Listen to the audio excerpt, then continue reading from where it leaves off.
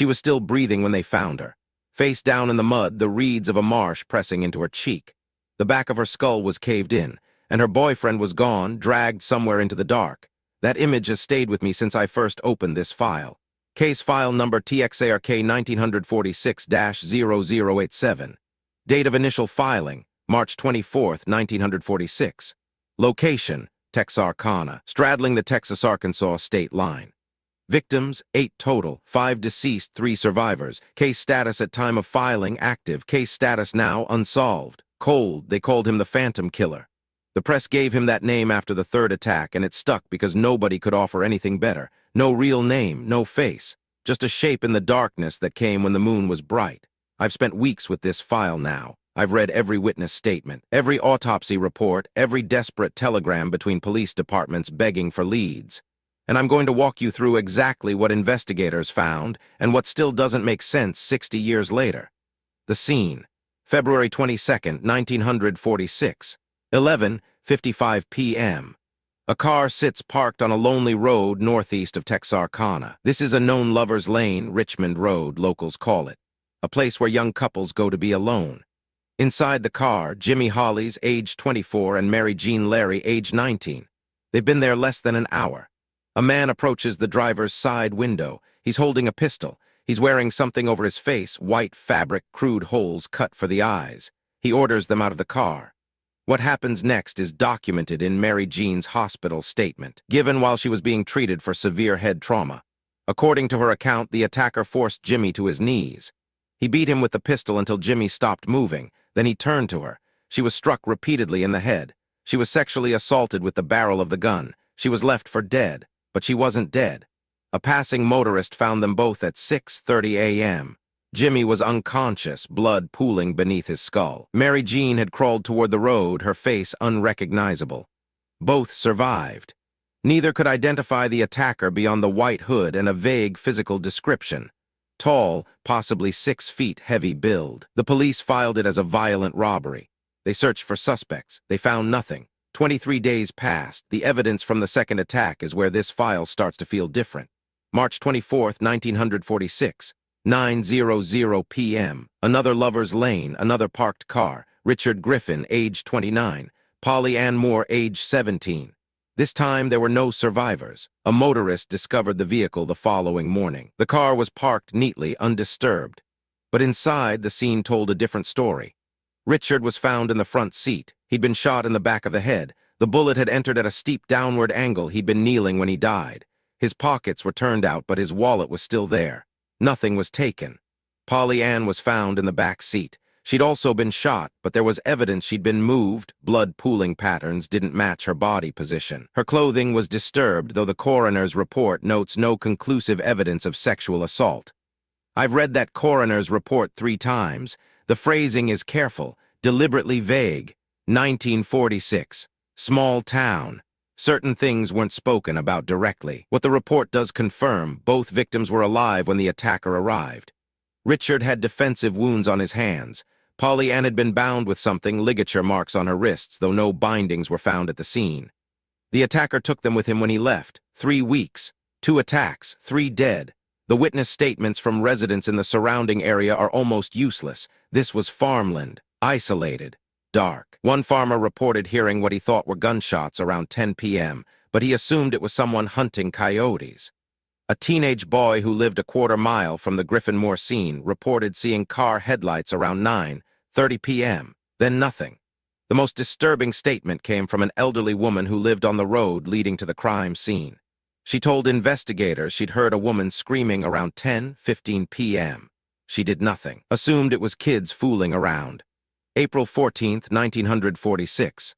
The third attack. Paul Martin, age 16. Betty Jo Booker, age 15. They'd been at a dance at the VFW Hall in Texarkana. Paul was a classmate of Betty Jo's, gave her a ride home. They never arrived. The crime scene this time was different. The location was Spring Lake Park, wooded, isolated, but closer to town than the previous sites, and the victims weren't found together. Paul was discovered first, slumped behind the wheel of his car, shot 4 times. His saxophone was still in the back seat. He'd been a musician, played in a local band. Betty Jo wasn't found until 6:30 a.m. the following morning. A family out for a Sunday walk discovered her body nearly 2 miles from the car. She'd been running. The autopsy indicated she'd been shot twice in the face with a .32 caliber pistol. But she'd also been beaten severely. And there was evidence, I have to be careful how I phrase this, there was evidence she'd been alive for some time after Paul was killed. Bruising patterns, dirt under her fingernails, she'd fought. The distance between the car and her body. 2 miles. Through dense woods, in the dark, I keep trying to reconstruct that. A 15-year-old girl wounded running through trees she couldn't see, knowing someone was behind her. For how long? 10 minutes, 20. The bullet wounds that killed her were contact shots. Point blank, he caught up with her. By this point, Texarkana was in full panic. The timeline I've been able to reconstruct shows a clear pattern. Every attack occurred within days of a full moon. February 22nd, 1 day before full moon.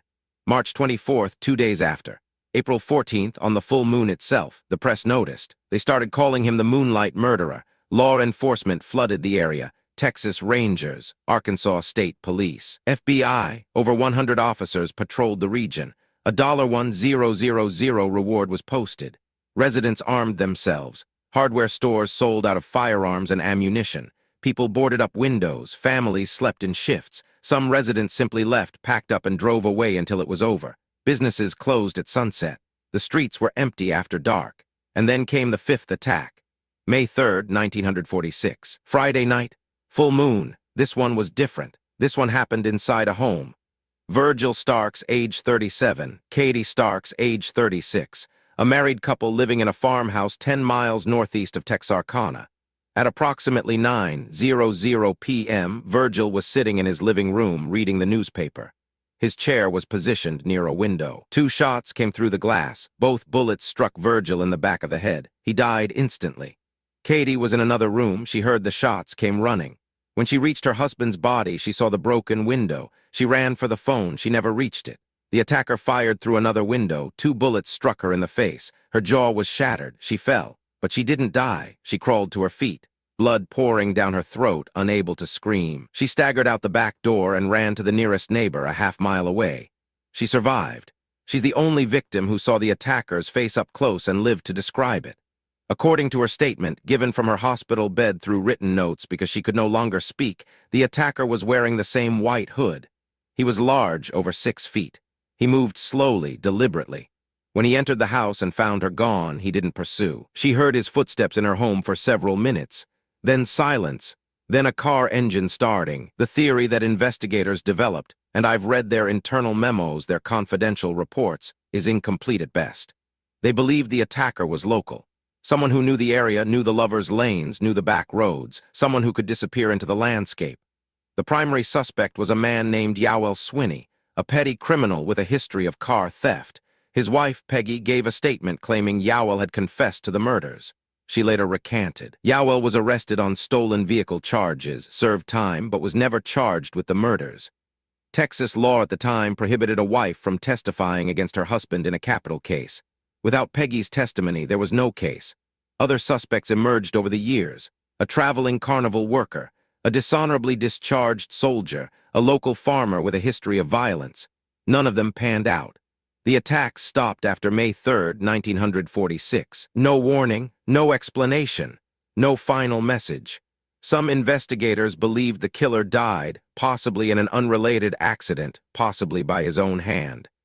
Others believed he simply moved on, started killing somewhere else under a different pattern. The FBI file suggests a third possibility, that the killer was someone investigators actually interviewed but couldn't connect to the crimes. Someone who sat in a police station, answered questions, and walked away. There's a detail in this file that I haven't been able to stop thinking about. Betty Jo Booker. The 15-year-old found in the woods. When her body was discovered, her shoes were missing. She'd been running through dense forest, over rocks and roots, in bare feet. Her shoes were never found. Not at the scene, not in the car, not anywhere along the 2-mile path between. The killer took them. I don't know why that detail haunts me more than the others. Maybe because it suggests something beyond violence, something personal, something collected.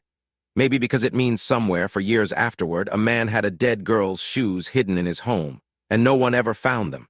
The file in front of me is thick, hundreds of pages, thousands of hours of investigation. multiple jurisdictions, the largest manhunt in Texas history at that time. And it ends the same way every cold case ends, with nothing. Case status, unsolved. The Phantom Killer of Texarkana was never identified, never arrested, never brought to justice. If he was in his 20s in 1946, he'd be over 100 years old today. He's almost certainly dead.